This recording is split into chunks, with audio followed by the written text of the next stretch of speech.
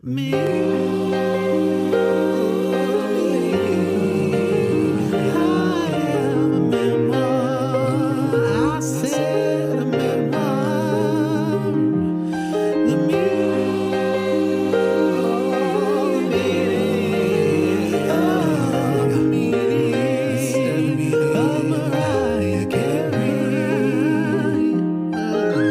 Hello, Lamely. Welcome to another bonus episode of Me. I Am a Memoir, the meaning of Mariah Carey, with me, Fab, and her, Posh.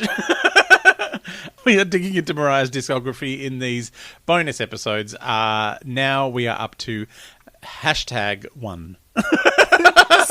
Mariah Carey's number ones. #1. Mariah's number ones. We're not going to go through all of the songs that we've already gone through on the various albums, because you don't need to hear us go on and on again about the Fantasy Bad Boy remix featuring Old Dirty Bastard, or thereabouts. Wait, sorry, I totally tuned out. What did you just say? Are we covering that or not? No, we're not. Okay, because I didn't. Good. But we're going to talk about all the original, some of them are covers, but all the songs that weren't on other albums before that are on number ones. Yes. And also specifically because if you are listening in the USA, we got a very different version of number ones in Australia, which we will go through while we're talking about it. But we had a different track 13. We didn't get I Don't Want to Cry. We got Someday, but we also had Without You. Ken Lee. Which because that was number one in the UK. Yes. So, and there is an extra song that we will talk about when we get into it. So let's do as we always do in these bonus episodes and break it on down. Wee. Breaking me on down. All right, so number ones is a compilation album released November 17, 1998, featuring 13 of Mariah's number one singles and 4 new songs or 5 new songs, depending on where you are. It went to number 4 in the US and number 6 in Australia. What were we thinking? I have to say it now. It's just a thing. I will say there has been sort of a lot said about this album and how Mariah wasn't happy with it because it didn't have the fan favorites and all that sort of stuff. And that's why she was much happier with the Greatest Hits album that came out later. But it does seem... that's also probably why she insisted it be called number ones. Like, it's just number ones. There's no... And apparently, wasn't there a fight between her and Sony and, they didn't want to put anything original on there? They were just like, we're just going to put all your number ones. Yeah, and she fought for it because she's like, well, I want it to have something new. Again, I don't want to be sewn up with the 90s. But also, my fans love me and they're going to spend money on it and you're going to give them nothing extra. Yeah, exactly. Except some artwork, like a picture of me on the cover. Yeah, if you want it to sell, let's do it this way. Yeah. And especially because some of the songs, like you said, are covers. They didn't have to go spend heaps of time. No. Writing new stuff. But I was curious because it's sort of, I wonder whether, it sounded like it was agreed upon in that meeting with the Sony president. So I'm wondering if maybe her dislike actually came prior to that when Sony first mentioned it. Yeah. And then she's going, ugh. And then when she's gone to negotiate with the president, she said, all right, if you want me to do that, it's number ones with a couple more songs and I'll do a more full-on fan favorite style greatest hits. A proper double CD greatest hits. A double DP. Because it seems like if that was already agreed upon, there's really no need for her to not like it at this stage. So it's like she fought for it and she got what she wanted. Great. Yeah. So let's start with Sweetheart, written by Rainey Davis and Pete Warner. Rainey Davis cover featuring J.D. Jamash. Which actually didn't chart except for the US bubbling under 25. Well, it's weird that this is on the album featuring JD because this was a JD song featuring Mariah. Yeah. This is a Mariah compilation. So she's like, I'm just going to put me on it and you can be there if you like. Now there's a little quote which Mariah sort of talks about the tracks on this album. And she goes, I chose the bonus tracks for various reasons. Sweetheart, because I ain't got one. Try that one on. So we love a little Mariah. So we've got a video before we get into it. Oh, video. So JD and Mariah in a house that in 1998 would have been called futuristic. Mariah Isn't clings... it like a... It's a Gehry building, isn't it? Is it... Like Seinfeld? It looks like, no, it looks like the Gehry? Guggenheim Gehry sure. in Bilbao in Spain. Is it not? I don't know. The outside building, anyway. Whatever. Let's say it is. Whatever. We make a lot of shit up in this show. Well, it's fine. It's DaBrat's grandma's house. May she rest in peace.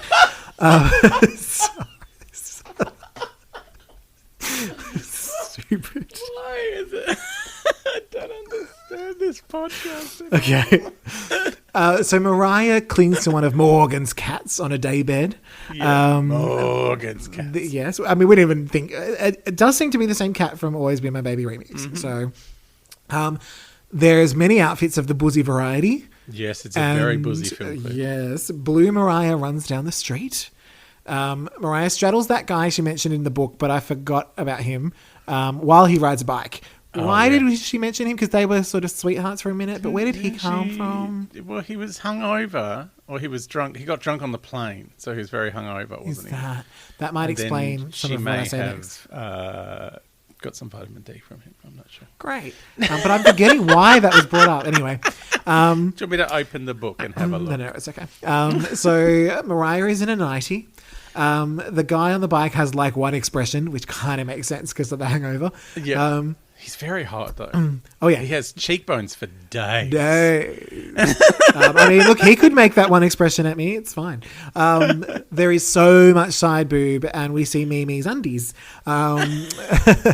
They're at a club. JD stands on top of the Sydney Opera House. Ew, kissing. It's not the Sydney Opera House. Well, no, I know. That's before I realised it was DaBrat's grandma's. That's what the description of this episode will be. Like, Posh and Fab take a trip to DaBrat's grandma's for number ones. No number twos at DaBrat's grandma's house. No. Little respect. May she rest in peace. So for me, this was a song I'd heard before. And it's one I suppose, it's not a super favourite, but I enjoy it. It's not one that I go, wow, oh my God. But yeah, I enjoyed it enough, and the video's fun, and yeah, what are your thoughts? His name is Flask, by the way. Flask! And it was in Bilbao, Spain. I'm in the book. Oh, because there's a Guggenheim there, and it's like why a was Frank it Gehry mentioned? building. I can't believe DaBrat's grandma lived in Spain, anyway. Because there was... remember she had that group on her Crave label, and he was one of them, one of her friends, and she cast him as the motorcycle riding, lip-licking love interest. Flask. And lip-licking. Yeah. Good, that makes sense. His hangover played well on film. He was my sweetheart for a very short time, right after a very tough breakup, which I'll get to soon enough. Very short time. He was fun, fine, and just the thing to lick my wound. So, was this after Derek? I'm guessing. Maybe it was after Nick, like it comes back. Like, I love Sweetheart. Like, Sweetheart was kind of a surprise to me when the album came out. I was like, oh, what is this? I feel like I should have heard this before if this is someone's single. Why haven't I heard this? This is great. Like, there's not even that much Jermaine in it, really. She edited him out. Yeah. But that's the thing I found, like, and that's kind of, that was a surprise to me. I was like, oh, this has already been a single before? Like, because it's fun. And it's, when you are a fan and you buy a best of, you're like, what have they lumped me with? Like, I don't know. I know we've talked a little bit about Madonna, but her Immaculate Collection came with some really ordinary dross on it. Which were those ones? I only know it as a collection of singles. So yeah, and there was like there was one, Rescue Me, I think it is. I like Rescue Me. Oh. Rescue Me. Your love has given That's me the first. hope. That's literally the first time it's ever been performed live by us. But yeah, there were just a couple of I think Justify My Love was the other one, which I quite like, but it was just... Oh, I thought that was from Erotica. Was that from Erotica? Maybe I don't know. I haven't gotten there on my journey. Anyway. Oh, there was something about rain or something. I can't remember. Not the song Rain, but there was another song with had thunder in it. God. Anyway, I don't remember. But this was a song called Vogue. Didn't care for it. But see, that was from I'm Breathless. That was from the that was from that movie, and then they put it on the Immaculate Collection. That's where everyone got it from. Anyway. Why am I talking about Madonna? So yeah, I was expecting so many greatest hits albums come with terrible, terrible extra songs that you go, well, it's meant to be the greatest hits and this is on here. Yeah. So when this was on here, I was like, oh, well, this should be a hit. Fuck them. What does that mean? What does that mean?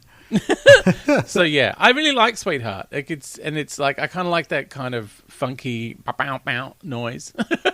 Like the production is great. Like it's a fun, it's a proper Mariah and Jermaine production. Like it is a fun song. But yeah, it should have been more.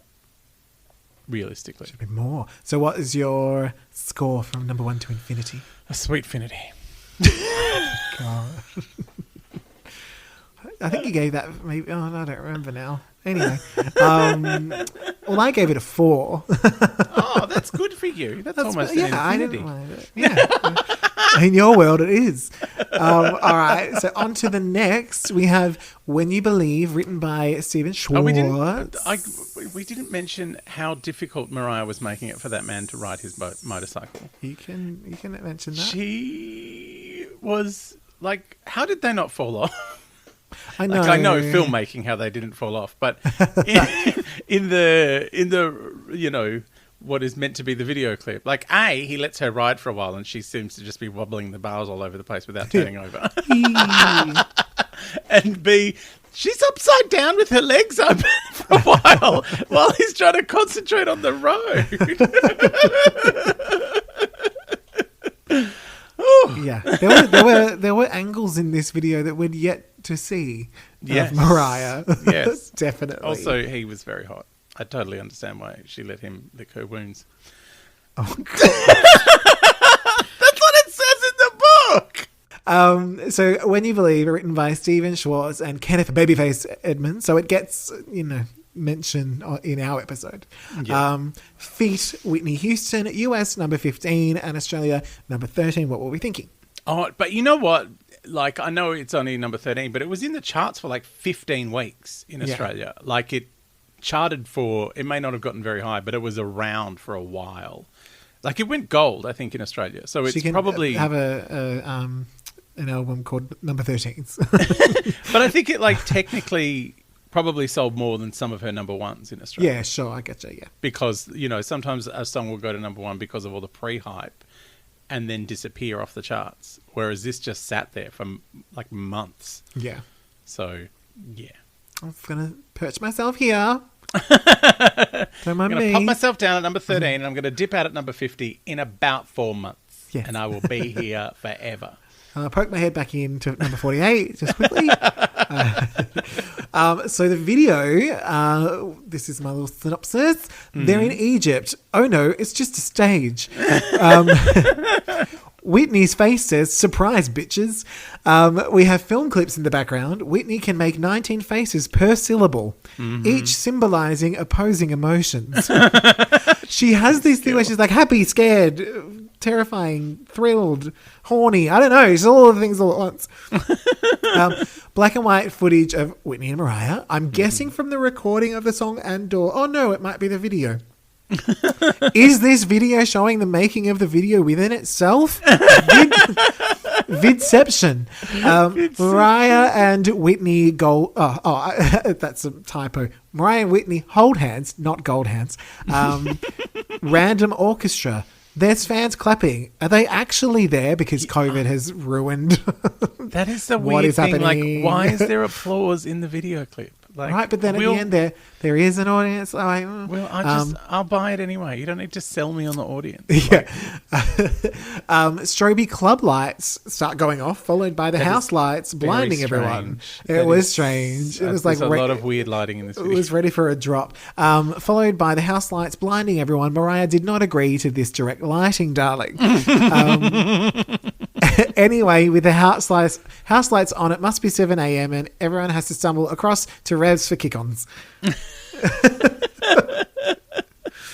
That's the video, but there is also an alternate video in a church. But nothing much else happens. Mariah has to walk like a kilometre down the aisle to get to Whitney, and then they just stand there and mouth the words. Right. So that was for a little special on the Prince of Egypt. Oh, yes, yes. He demanded a separate version simply for him. Now, movie premiere. Yes, you also did mention the Oscars performance, which I took in with my eye holes just moments ago. I feel like you have it, in the vault already. Oh, I love it so much. I love it. I didn't really write anything except that Whitney does a lot of hun breaking. She does a lot of hun. Everything starting with an H in this song all of a sudden. Oh, and you believe. Although is. And then she passed out. But look, it was very camp. We had a little Christina Ricci, depending how you say it. Yes. Introducing them and the white dresses. Much white dress. Not like you think it's just them two in white dresses, and then they hit the bridge, and it's like, oh no, there's an entire choir. Yeah. On that stage. A Mariah choir. They're probably faking it like they did in that other video. Anyway. Oh, don't. Fake choir. No, there's no. This is the other thing with the Oscars. These vocals are live. Yeah, live to the point that I don't feel it was either of their best moments. No. It's a very big auditorium and it's quite cold. And I felt Mariah was a little tense or maybe had a little bit of a sore throat. Yeah. But you know what? I love that when there's a few times when they both go reaching for notes and they're like, oh, no. Yeah, literally. Yeah. And you just go, but they both keep singing in sync with each other. It's like, oh, because there's a few times where you're like, oh, I don't think they're going to make it. You're like, oh no, it's still going. Like they're still, they just walk they're hitting that note that's not there. Yeah, but they're like walking this tightrope of like maybe getting out of sync with one another, maybe losing harmony. It's like, no, they both kind of stay in each other's pocket, just right, like just where you think it's going to go west, and it's like, oh no, they're still there. And also they refuse to end the song. Oh yeah, this is like the song stops and they're like, nah, one more. Oh, a little bit more. Just a little bit. And okay. Oh, you made a noise? Oh, I'll make a noise too. I'll make another noise. And now let's hold hands. And they hold hands. It's okay. Like, and then Mariah's like, bye, and off she goes. Then they just wander off. Yeah. Where are we? The Oscars. My favourite moment from that Oscars was when that song won the Oscar for Best Song. And for Stephen Schwartz, who also wrote the Wicked musical. And it was presented by someone with a regular name. Yes! And both of them just looked like, what? Who is that? Like, I did forget this. I should have, because I tagged you in it, didn't I? You did. I didn't know that because, we might touch on it when we go and do our little Prolo podcast special editions. But there is different clips, of course, that the Lambs and the Prolos have compiled on the YouTubes, showing the very few times they've been in the room together. And one of them was on American Idol, which was an unfair crop for Mariah because the other judges all got up and clapped for regular name. Yes. And Mariah was kind of flinging some confetti or whatever it was on the thing. But then she actually did stand up and clap. It's just that you could only see it from like the zoomed out, like Rio. Maybe that was her. Like when they went in, she's like, okay, I will stand up because I don't want to be rude, darlings, but you cannot show me from the front. Zoom way out. I'll do like a quick 2-second stand and a quick clap, and then I'll get down and people, who need to know will know, but the ones, it's they've got to find the evidence. But yes, I did notice this. But this was, of course, before the recording career. I believe that started in 1999. And when we get to them, I did recently realize that the whole first album was out long before anything was real. Yeah. So maybe there was, I don't know her, but because I genuinely don't know her. But, we're talking about two women here who, given the timeline, are probably being told your days at Sony are numbered. And, they're both about to sign huge multi-million-dollar deals with other record companies. And perhaps they're being told, this is the new face. Like, she's older than both of us. Yeah, I know. This much older. We only want older artists.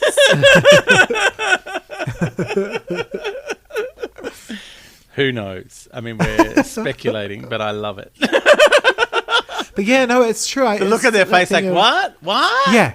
And look, honestly, it could have been a case of, I suppose they were at a film ceremony, but kind of going, I know that she's an actress or something, but at the Oscars, she hasn't even gotten loud yet. All right. But yes, that was fun. So I love When You Believe, as you can imagine. It's Mariah and Whitney. It's iconic. And, I feel like this is, they're saying third time lucky or third time's a charm. Mm-hmm. This is the third time. Charmed. This is the third time Mariah and Babyface have worked together. And I'm like, oh, now you hit the nail on the head. This is exactly like, bang, here we are. I think this is like, their vocals are great. They just sing the shit out of this song. It's, I love Stephen Schwartz. Like, all of his songs were a little bit schmaltzy, but, I have sung the entire Wicked soundtrack at 3 o'clock in the morning. And little known fact, both this song and the Wicked soundtrack were written for Gloria Estefan. So... I have a Gloria moment coming up, but we won't. Do you? But yeah, I love When You Believe. Yeah, it's Whitfinity. Did you like it? Did I like it? Yeah. When You Believe. Let's just say that I believe. No, this is one I've known the whole time. I always hear this song, and it was a fun bonus because I believe one of the earlier, other than obviously Daydream, one of the early Mariah compact discs that I had was the Greatest Hits, which featured this and many others. Something about stars that I don't remember, but look, it's heaven. It's Believe-finity. Yeah. Believe-finity. Yeah. I think it must have. I just thought it went unsaid, as in, it goes without saying. So I just forged ahead. I just needed to rehabilitate Babyface because I have given him a bit of shade on What was the third song? Melt Away This, and what was the other one? The first one was Never Forget You. Oh yeah, that was on Music Box. Because I forgot it. I keep forgetting it. Even just literally me asking about it is an example of me forgetting it. So yeah, I just it was one of those things. I was like, they can do something amazing together, and they did. On Melt Away and this. To know why she didn't mention him in the book. Yeah, let's ask her. We'll ask Michael Angelis. I mean, look, we've got a whole half a book to get through. He may turn up. Yeah, in the chapter Babyface. Is there a chapter called Babyface? I don't think so. Don't scare me like that. So, all right, are we now ready for a little Whenever You Call Feet, Brian McKnight? Oh, Yeah. So we did touch on this in Butterfly, so we won't go super into it, but it did sort of give me a chance to listen to it as the duet. Yes. More, zoned in on it as a duet. So I do think this version is actually just as nice. Yeah. I do think it anchors the key change a little better. Yes, it does. Because it's like Brian McKnight gets to do the sliding into the key change, and whereas Mariah's taking literally, a step back. Yeah, and literally his voice being deeper makes it feel more grounded. Yeah. But I do think that it does take into a little bit more of a saccharine kind of territory than the solo version. I do think it's sort of more heartbreaking as a solo song. Yeah. I think it gets a bit Afanasieved. Maybe. So what are your thoughts on this versus the original? Look, versus the original, again, that album was one of my favourite things in the entire world. So hearing that song again, I was like, oh, there's a man. Where'd he come from? Where's this man? Why is there a man singing? And can I this is ask, normally my part. I sing this part. I do the harmony. I do the other bit. Because sometimes I would. Sometimes I would see, like, When I Saw You sometimes is a duet. It's duet, yeah. So just yeah. Wait until we get to It's Like That and I tell you a story. I'm excited. A regular story. A regular story. So yeah, I get excited. I got excited when I heard this when I bought number ones, because I was like, oh, there's only going to be 3 new things. But also I'll be able to play all the other songs over and over again. But yeah, also, I was like, oh, are there going to be dance mixes? Like, what kind of versions of things are there going to be? They're the number ones, Charlie. Number ones. Well, Fantasy was the ODB remix included on the album. But yeah, I was just like, and also, you know what I loved? I loved that it went backwards from now to then. I thought that number was one interesting. was not a number one. Track one, no. But yeah, I really enjoyed this. I don't think it replaced my absolute love of Whenever You Call, the Mariah Carey solo version, but it certainly was. And you know what? When I listened to it, I'm like, I don't think she went, like, in the book she said she went back in and re-recorded. I'm like, you sound exactly the same. Yeah. He's just sung over your song. He literally has just sung over the top of you singing. What she meant was he came to her house and she pressed record.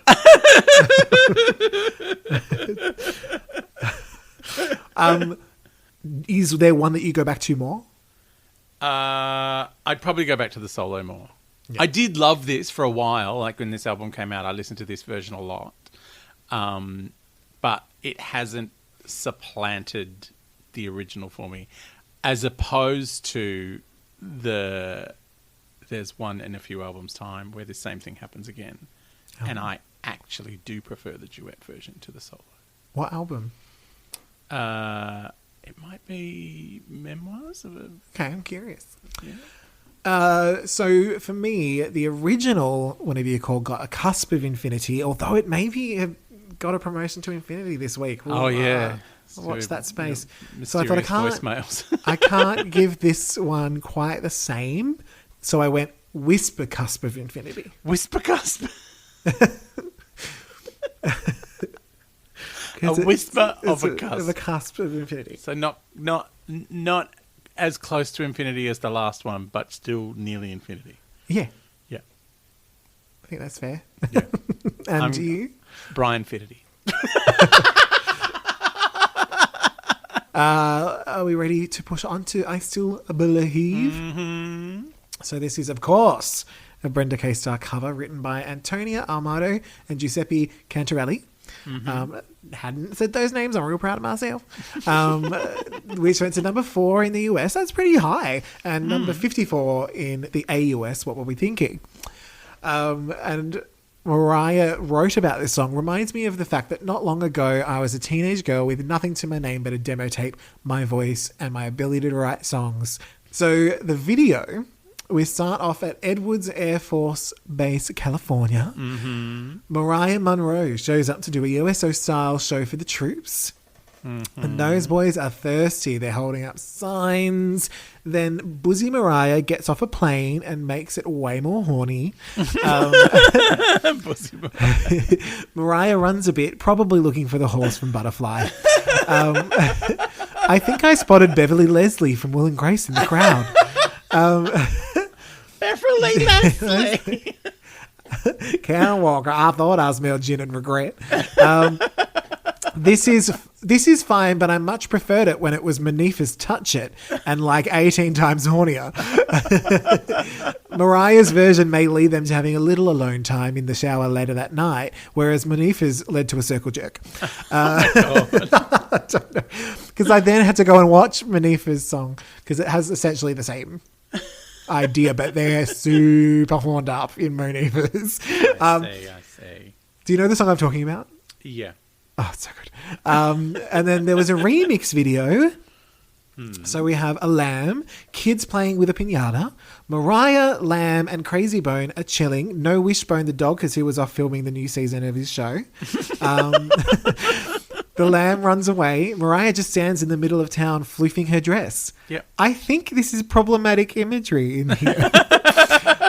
There's some jewelry. It's a piñata. Yeah. Mariah dances on the bar. DaBrat shows up with the cash monies. She's in a blue car. Is it the car from Save the Day?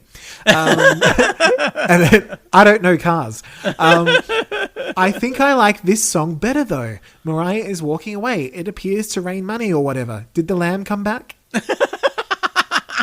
DaBrat's rap in this is quite pointed. Yeah, there was a lot of bleeping. I need to hear the non-bleepy. But also just like the, getting dumped by a record label. Like it's a very pointed, like, this is a real rap thing happening.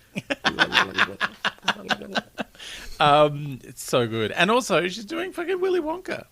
I know. Bring it on, Mariah. Let's remix with Willy Wonka. And I will say, I think I preferred that version. Yeah, I mean, I love the original because it's very much in homage to Brenda K. Starr, whereas this one is I'm doing my Mariah thing with DaBrat and JD. We're all hanging out. But yeah, it's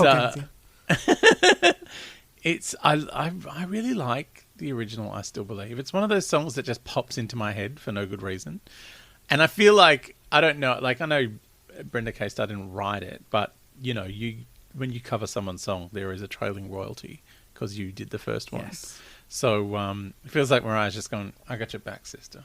Yeah. I know, it's been a couple of years, don't worry. I remember those ice-filled flap days. You're good. Look at my new shoes.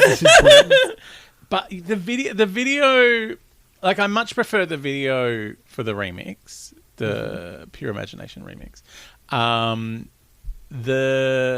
The original video at the Air Force Base, which is straddling an entire plane at one point. Like when she's doing the kind of looking like she's doing, wartime Shantuth, she looks a bit Estefuck.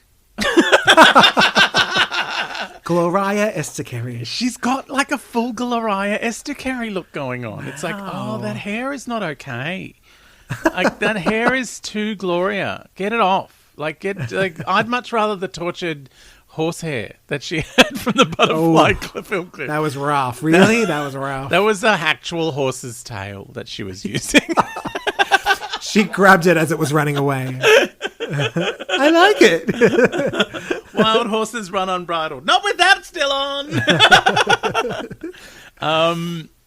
Yeah, there was like I was getting full Gloria vibes from that do.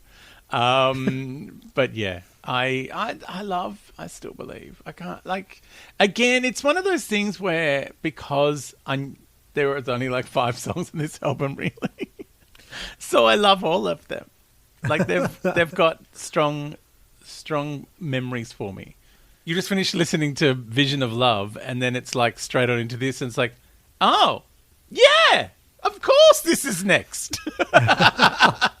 Of course. It is funny how, you hear a song and then it triggers what you should hear next. And sometimes if it's on a playlist, you go, well, no, But meant to be also, that song. in like given the timeline of the album, because we started with "Sweetheart," which is like in the future, sure. and then we've gone to "When You Believe," and all the way through backwards through her catalog. So you get to "Vision of Love," and now this is a song that she used to sing when she was doing backup vocals. So it's kind of like, oh, that's great. I really love that. Like it's I love. It was I love all thought of about. it. Yeah, it's cute. So yes, I'm into I Still Believe. And again, so many 12-minute, 12-inch remixes that you need to hear about. Oh, I'm exhausted. So I think for me, this was one where, like I said, I think I much prefer the remix. I think I wanted to like it more than I did. I didn't not like it.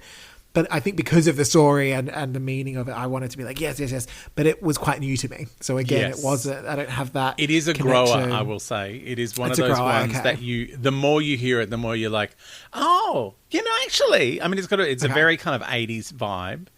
But yeah. Or maybe it's a little watch this space. Yes, I think you will, like, if you listen to it more, it will increase in value. Okay. So I gave the original a 3.75 and the remix got a 4. Right. So there's not a huge gap between them, but I just generally enjoyed the second one more. Yeah. Well, I mean, I've already gave Witfinity to the other one, so this one has to go Believe-finity.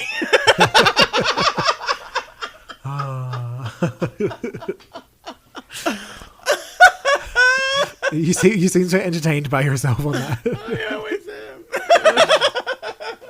I can do this on my own. You don't need to be here. I know, it's true. That brings us, I think, to the final track that we'll be covering, which is Theme from Mahogany, Do You Know Where You're Going To? Written by Michael Massa and Gerald Goffin. And it is a Diana Ross cover. Yeah. So, by the way, Michael Massa is one of my all-time favourite songwriters up there what else did he write? With Diane Warren. He wrote a bunch of stuff for Diana Ross. I think he wrote the Touch Me in the Morning. Ooh. And I think he might have written All at Once for Whitney Houston. Is that one of his? Yes. Great ballad writer. Like just knows how a woman needs a song written so they can just belt the shit out of it. Yeah. And but yeah, this is quite sweet. Like, because Diana Ross's vocals have never been that strong. Like, she's always had a fairly, her range is Diana Ross's range. And Mariah kind of attacking this song, she doesn't like. There is a temptation when someone has done a fairly, nice version of a song to go, well, I'm going to sing the fuck out of this. And Mariah's gone, I'm going to resist that temptation. Yeah. I am just going to sing this nice, sweet song in the way it's meant to be sung. Until the very end when I'm going to squeal to the heavens. Yeah, but that's just, kind of shading, really. It's just kind of like a bit of like... That was almost like reminder. Yeah, because it's a 70s song, that was almost like a... kind of Minnie Riperton sort of vibe more than anything. Yeah, true. That was going on. Like, it was just sort of like, oh yeah, I'll just do this at the end as we fade out. Off we go. Yeah. It's funny that you mentioned Diana Ross's vocal, because what I wrote was, because I nearly forgot that this was on there because it's only on the international versions. Yeah. So when we were covering, I was like, oh no, there's one more. So I only had a quick listen to Mariah, so I don't think I'm going to have a really good grasp on it, to be honest. But it's one of those songs that generally I kind of forget about, but then when I hear it, I'm like, oh, this song. Like, oh, I'm happy to hear this. And what I wrote was, it's nice, but I just love Diana's version so much. Yeah. And I said that weirdly, I like that Diana isn't the greatest vocalist in the world. There's something sort of undercooked about the original that makes me, it adds the charm, and it makes me feel like it's, your great auntie singing it to you as a kid or something. Like, I know that sounds weird, but it's like a comfort. Yeah. It's like, oh, that person who doesn't really belch, but they're singing in this nice tune. It's the one song they know how to sing. Yeah. And I love them for it. And I do agree, Mariah didn't go overboard, but even her skill kind of still is beyond that. Yeah. So yeah, I need to listen to it a little bit more. to fully decide. But off the bat, I gave it a 4 because whistles. Yeah. And it's a great, like, it just structurally, it's a great song. Like, it's really, yeah. I feel like these kind of songs don't get written anymore. Like, these kind of, like, you know, it's kind of plaintive, it's kind of sweet. There's no, like, it's obviously written for Diana Ross's vocals. It's written to showcase, like, the best part of her. And I don't think Mariah's range is, like, the best part of Mariah's range is not in the best part of Diana's range, if that makes sense. Like, I think Mariah's range is better suited to When You Believe. Like, she goes for much more of a run. Yeah. Like, her vocal horses get to go on the top paddock. Yeah. Whereas, this isn't even a canter. Whereas this one, yeah, it feels like dressage. That little pointy horse. Theme from dressage. So is Mahogany a film? It was a film that Diana Ross did back in the day. Diana Ross had quite a film career. I mean, I love a bit of Diana Ross. She's the part of the reason that I enjoy washing the dishes. Oh, you've told me because have I? Yeah. I'll tell it again. I was really talking about Diana and Tracy Ellis Ross. Yeah, that's true. I was the whole story is that I was feeling a bit down about the fact that I have to do dishes every day for the rest of my life. And then there was a interview with Kylie talking about lockdown and how she's doing the dishes, and someone said, "Oh, we wouldn't normally." She goes, "No, of course I do. Of course I do my dishes. What are you talking about?" Yeah. And I thought, if Kylie Minogue can do her dishes, then so can I. But if I'm going to do my dishes, I'm going to do them like Kylie would. And do you know how Kylie would do her dishes? While listening to Diana Ross. Yes. Yes. You know, it all comes back. It all comes back. Yes. So now I quite enjoy my dishes. Do you do to the theme of Mahogany? Supremes Diana, 70s Diana, or 80s Bee Gees Diana? It's actually a vinyl that I was gifted in 2007 or something. It's the greatest hits of Diana. It's got Upside Down, which is my favourite Diana Ross song. So whatever that era. That Upside Down, weirdly, was the song they played when I was in primary school to get us to go back into class. Like, I haven't. At play lunch. Like, that would come on and then the bell would go and we knew it was like, upside down, you're talking to me. Yeah, it's so good. Yeah. Round and round. Yeah, it's so good. I love it. So, yeah. So I give Upside Down by Diana Ross infinity. So I did give my score for this. So what is your score for the Mahogany? It's the cusp of infinity. Okay. It is just, it's a Michael Massa song, and I would much prefer Mariah to sing Touch Me in the Morning, because that has a build in it that needs to be attacked. Sure. As much as I love Diana's version. But yeah, and any Michael Massa song, anyone can sing them and I will love them. But yeah, just on the cusp.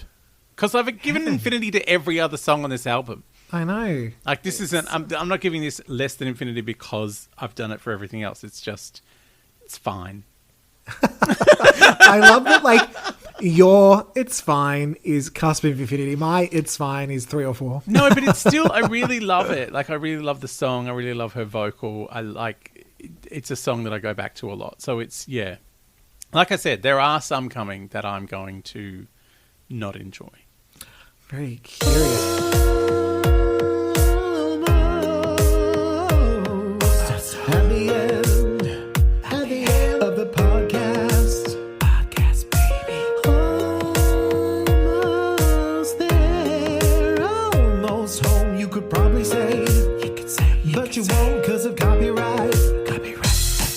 Which does bring us to what is happening next, which is a little extra bonus rainbow episode. Ooh. So that will be coming, I believe, in a few days. Or a week. We'll see how. Or a week. We'll see. Don't overpromise.